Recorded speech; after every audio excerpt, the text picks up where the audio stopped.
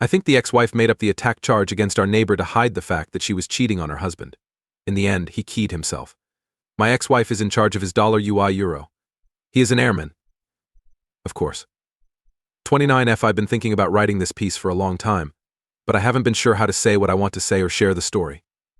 All of this is just a guess on my part because I don't have any solid proof. A bunch of unrelated facts. I'm not going to name any of the sites where I was stationed, or anyone involved, because I don't want this story to affect anyone I know or bring up the service again.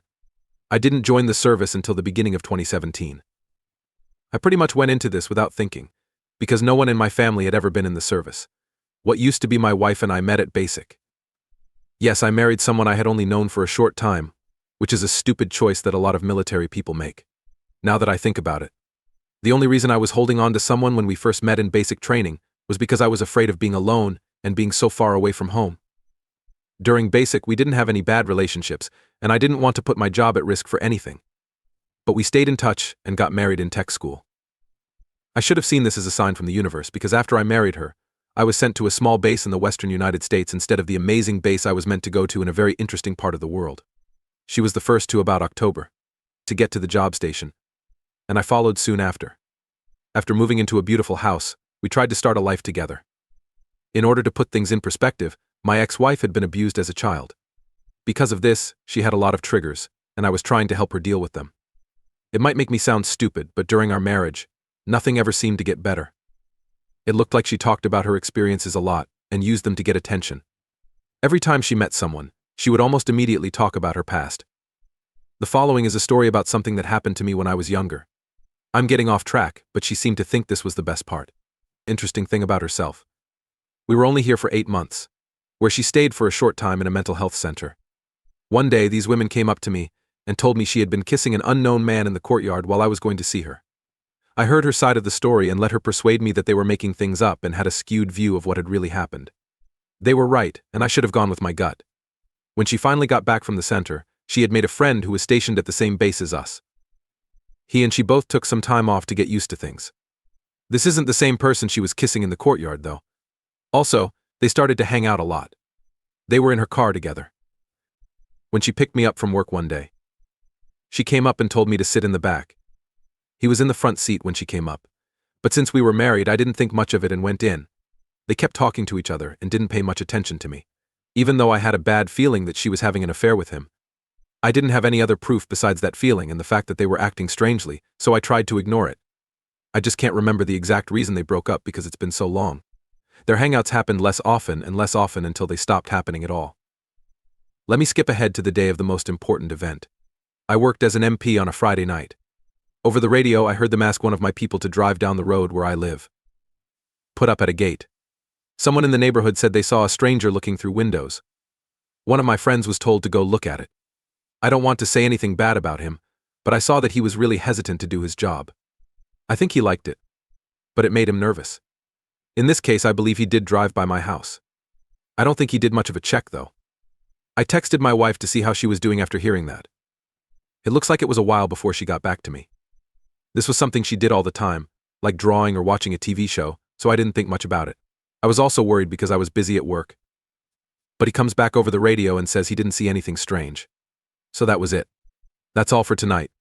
After a few days, when I was back at work, my wife texted me to say she had something important to say. She asked me not to tell anyone about it. Then she told me that Friday was the day for writing by the neighbor. I told her that she shouldn't have asked me to keep quiet, because it was clearly part of my job to be a required reporter. My mind was spinning. When I told her that, she got very angry, drove to the building where I work, got out of her car and then fell on the stairs, crying and basically screaming that something bad had happened to her.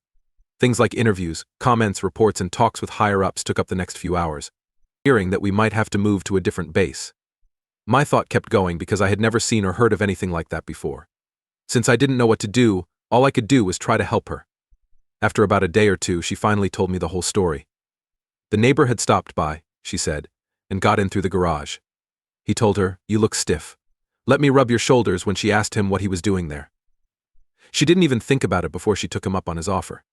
He told her it would be easier if she took off her shirt after a minute, which she did.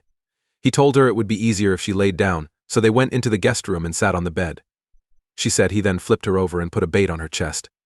At this point, I can see how fake everything seems, I don't know why, but I missed all the red flags in this story at the time. Moving on, we were moved to a different base closer to my family because she wouldn't go closer to hers because they weren't close. As soon as we moved there, our marriage began to really fall apart. It was bad at work because the new unit I was put in charge of had dishonest bosses. I also tried to be patient with my wife by cleaning the house and taking care of everything when I got home from work. That way she wouldn't have to think about anything. She spent 2 more stays in a mental health hospital. But she never seemed to get better in general. Since things were always going wrong at work and making me sad when I got home, I spent all of my free time working or cleaning. In a way, I was in a court battle, CD. At L. Because of how all of this was affecting my mental health for a long time. Amount of work. It's going to be a little rough because there are a lot of unimportant events that don't really matter for this story. But a friend I met on a flight started hanging out with my wife and me a lot in the afternoon. We were all out in town at the same time when I told them I had to go to 2 or 3 more places. They said they didn't really want to go, so they were going to hang out at our house again. I got everything I needed at one store, so I left early to go home. When I got there, I saw that the front door was locked. There was only my dog in the living room when I walked in the door. As I walked up to my dog and started to pet him, my husband ran down the hall from our bedroom. She gave my dog a friendly snarl and then glared at him. "Oh hey. I was just in the bedroom," he said to me. "Oh hey. I was just in the bathroom looking at my eyebrows in the mirror," my friend said as he walked down the hall to my room. As I looked at them both in a strange way, I felt like I was in a strange show. It was always on my mind, even though I didn't think much of it at the time. Their actions were very strange. Just to give you an idea, I was so unhappy in my marriage at the time that I really wanted to find out she was cheating on me. I knew I had done something very wrong, and I really didn't want to have to tell anyone. I wanted her to explain why we were getting a divorce. I know that sounds selfish and wrong. I really felt bad about her though, because she was only able to talk about her sadness and never said anything positive. She was always too sexual, even when she was with my more traditional cousins, and any conversation anyone had with her was awkward or made them cringe. She had full power over my free time and everything I did. She wasn't even good at making up funny things. If no one laughed at her rude or weird jokes, she would get very angry. I really wanted to leave, but I didn't know how. At this point, I had completely cut myself off from my wife. A dinner party was being held for some of our friends who lived together at where I live. They mostly showed up when she hadn't left work yet, but after about an hour, she was on her way home. She called me on the way home to say she thought she might have a brain tumor or a blockage. I think she wasn't feeling well. I'm not going to lie. My answer didn't give you much hope. If she thought she had a brain tumor, I told her to just go to the hospital. I was mentally done with her and all of her crazy behavior at this point. When I turned down her offer to drive her, she got mad at me. Also, it was less than 5 minutes to get to the hospital. One of our friends, who is now my wife, offered to take her to the hospital when she saw that I was really over it. At this point, I kept going out with our friends and having fun. To put things in perspective, walk-ins to this hospital's emergency room happened for an absurdly long time. As a result, I drank half a beer during those 3 hours. We thought she would be there for at least 6 hours. I get a call from her after about 4 hours to let me know she is ready to be picked up and is trying to be good. I told her I wasn't sure she would be leaving the hospital so soon, which is why I didn't feel safe driving after having half a beer. I was told that she had lost it with me. I was careless and didn't follow through. It seemed like a good idea to move the party to, because of how she was going to be after going to the hospital. She asked one of my other friends to go get her. Unfortunately, we did not let him know about this fast enough. That's why he got home before we could leave. When my ex got out of the car, he yelled at me and smacked me in the face. The mother of one of my friends jumped to my defense. She was really drunk at the time, which made it funny. She did, however, talk to my ex-wife and tell her to stop bugging me. My ex-wife ran off into the backyard after having a temper tantrum. We chose to leave right then and pack up as quickly as we could. For now, remember that. It had been about 2 hours since I last had a beer. I had a good mood.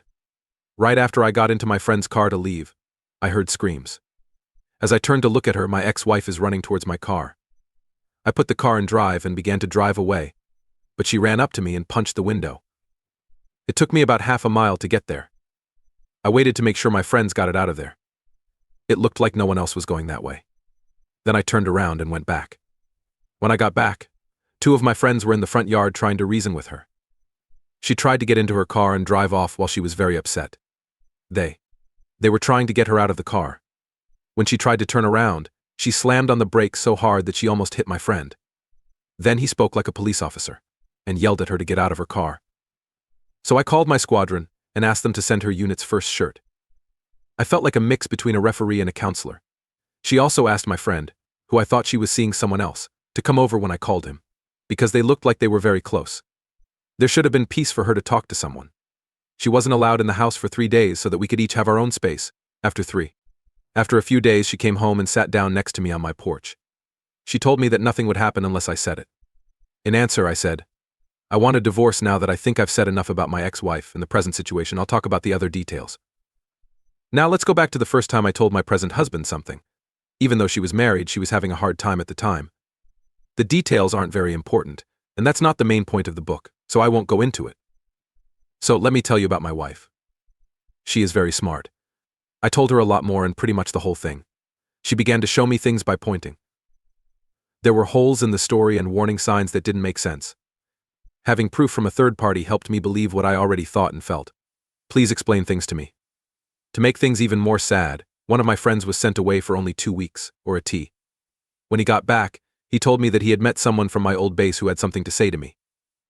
It was a thank you message from the person who had beaten my wife. All over Europe. Before he HE'd himself in his bathroom, he put everything together in his wife's name, even his money. When I called my ex to tell her, she was rude when she picked up the phone.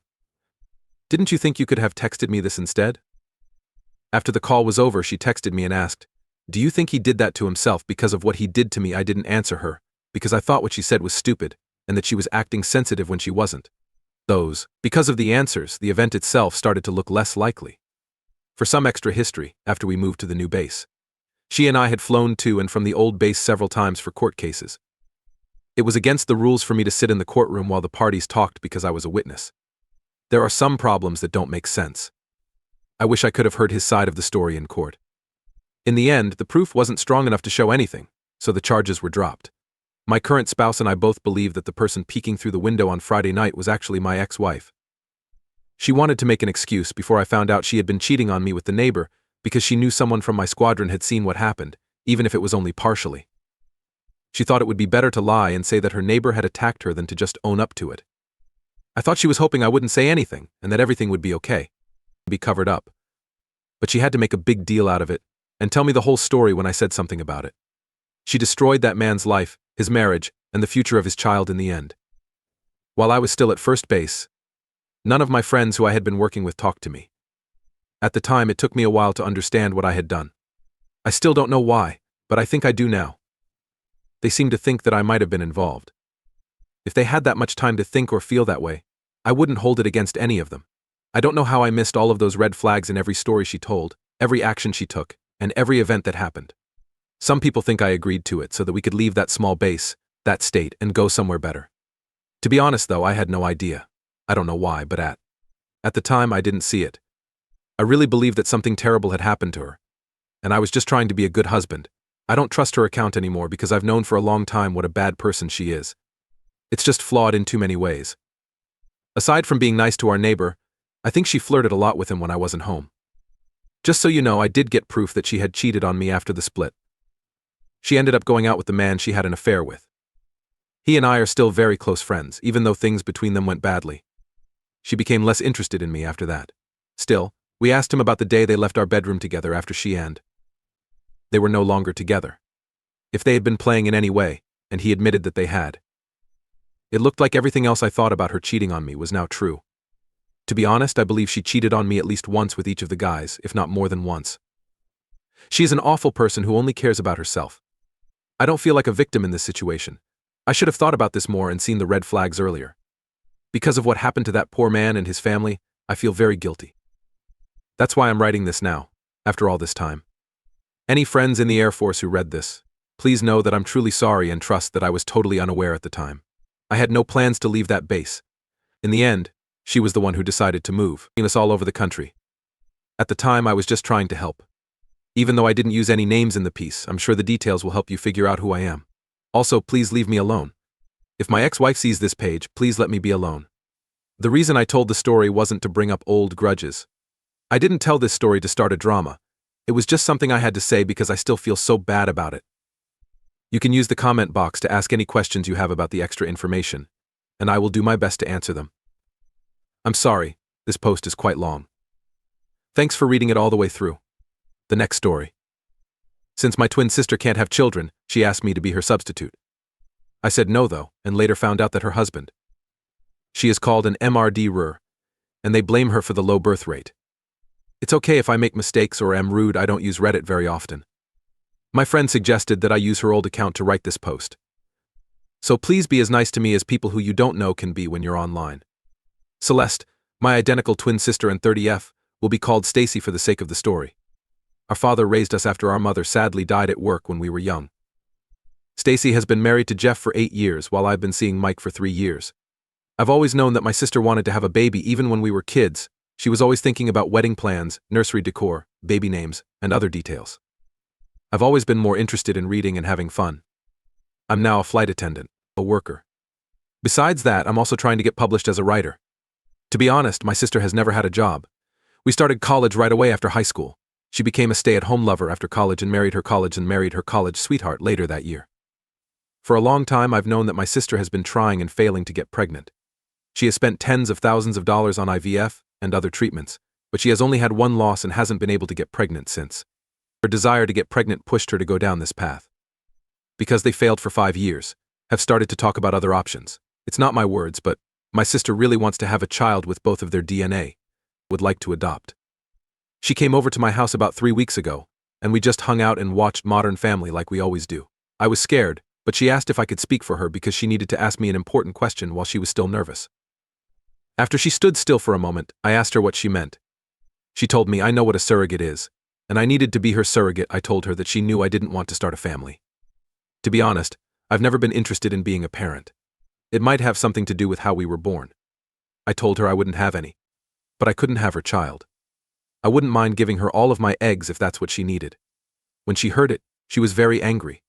Her cheeks turned red as she screamed. It's clear how angry and jealous I am because this is such a small task. I didn't want to bring it up with her, because she has always said she wants more than 4 kids. Does she want me to always do this? I don't know. I feel awful. She finally told me that I couldn't call myself her sister if I couldn't do this one thing for her. There was a picture of the 2 of us on my wall. But she broke it before she left. She has only sent me pictures of their vision boards and notebooks from when we were kids since then, telling me that I don't think she should start a family without a good reason, and that she should look at the bigger picture. It's a touchy subject, so my partner won't give me advice because it's about my sister and he doesn't want to take the wrong side of things. It's been so long since I last talked to my sister that I'm almost ready to give up. Quick question, why didn't AITA want to be my twin sister's surrogate? Thanks for reading all of the comments, I just wanted to put that in. It makes me feel so much better to know that I'm not the bad guy. But I'd be lying if I said I wasn't tempted to just go ahead and do it. I can't quite put into words how uncomfortable it is for me to be so far away from my sister, but there are 2 things I want to ask her a lot in the hopes that she will answer differently. Money, my dad sued the hospital, and my sister and I trust that money a lot. Not naturally, my mother did not die, it was a provider mistake. This means that none of us have a money problem. We and her husband-wife are both very wealthy. In this case, not being able to work for 9 months or having to pay for the egg removal process are not issues at all. It worries me more that she won't change her mind about the kid sharing our DNA and one of us carrying it in. Given how much we are alike, how can I become a parent if she can't? We were in a car crash together, which is what went wrong with her pregnancy and kept her from having a child. The bad thing is that our dad and she were in the front seat when it happened, so they got the worst of it. Her body can't support a child anymore, and retrieving her eggs has been very hard for her. I'm not sure what went wrong, but it's not a choice and it's not working. I have a hard time getting her to talk about books besides the Bible so I can learn more. I can't be a surrogate because I don't have any kids of my own. Thank you so much for giving me this information. Today is Thursday, which means it's family dinner night because our parents and their partners always watch sports together. I'll be fine if she goes to see him. I'm sure this will come up, and I hope I can remind her of it in 2 days. As promised, I will give you a report tomorrow.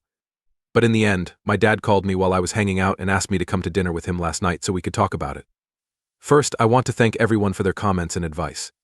Some of you have been rude to me, my sister, and my boyfriend. I'm still thankful for your help. What did I ask my dad when he called? I thought he had talked to Stacy, so I didn't.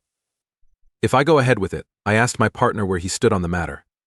I know you guys won't be happy with it based on the answers. I knew he loved me and would always be there for me, he told me. He would not stand for my sister treating me badly though, and if I was acting out of fear, he would not be able to help me, which I really understand. Bill and my sister and I were already at my dad's house when we went to dinner. If I said hello to both of them when we first walked in, only my sister would answer. Bill looked at me really badly and then went to talk to my boyfriend. Being so still and tense while my dad sat us down at the table could have been cut with a cutting knife. Let's talk about this, please, because we need to settle this before the game next night. My dad really loves football, haha. At the beginning of our conversation, I told her that I had done some study and had more fears than before. I also wanted to know exactly what she wanted from me. She merely asked, "Are you agreeing to it?" When I first asked her what it would be like to be a surrogate, she began to cry when I told her I wasn't, that I just needed more information. If she knew that I had never been able to carry a pregnancy to term, I asked her if she knew that the doctor wouldn't let me be a surrogate. She told me that she knew this and would send my bill and application to a center of excellence. Let's act like we're together. If I am able to get pregnant, I would like to be moved from that provider to her OB-GYN so that we can continue our care together. My dad stepped in and told me it wasn't a good idea to start being a parent by forcing me to do something a doctor wouldn't agree with. He didn't take a side, even though it was clear he didn't agree with any of it. Having the thought of having a surrogate make her feel so uncomfortable made him ask her why. At that point, my Bill cut me off and said, "Don't try to scold my wife with these stupid questions. Talk to your self-centered daughter about why she can't help her sister." Right away, that changed the mood. He called my partner an ISX, went on to yell at him for it. My dad told him that if he spat on his girls in the house, things would go badly for him. My sister was so upset that she begged me to help her out. She asked me to switch places with her, and I said yes. But I was scared, and all I wanted was to live. I think that was the first time I had ever said that out loud. We couldn't fix anything else after that. My dad lost it and wouldn't say sorry, so he told my Bill to go. As he was going, my sister told him she would meet him in the car and would love for us to talk on the porch. Just the two of us. She said she was sorry her husband had called me a BH when I went out with her. They were just stressed out, she said. I told her that things would get better and that she didn't have to say sorry to him. She kept telling me I didn't get it and told me to give it some more thought, she said. When I asked her for more information, she told me that her in-laws had just made a mean joke about her being a killer at one of their parties. She said she asked him about the kid she lost and why he didn't support her when they were making fun of her. He told her it was a joke. She couldn't make up for the strange things he said, like how happy he was to see how their child looked, and how he could never see parts of both of them in a child. He was really on board when she told me to carry the baby. The way she said it, though, made it sound like she thought it was her idea, almost like he had set a seed. I haven't seen him so happy since he was born, she said. All she needed was my help to get things back to normal. I tried to make it clear to her that nothing would ever get back to normal, and that what she did was wrong. When she told him she'd call him later, he just honked the horn and pushed her to the car. In order for her to have a child with him, I won't even give her my eggs. I'm scared I might lose her. I did what you guys told me to do and looked into how to donate eggs, and wow. Not at all what I thought it would be. I'm not going to help her have kids with that guy. I want her to get a divorce. To be honest, I think that before I would let her carry his child inside me, or even use my eggs to fertilize a child with him, I would give birth to his child for her. Not long ago, I didn't know that his family blamed her a lot.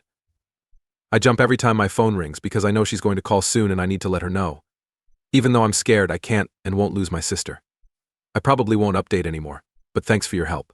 I'm kind of hooked on Reddit right now, so I might make my own LOL grin.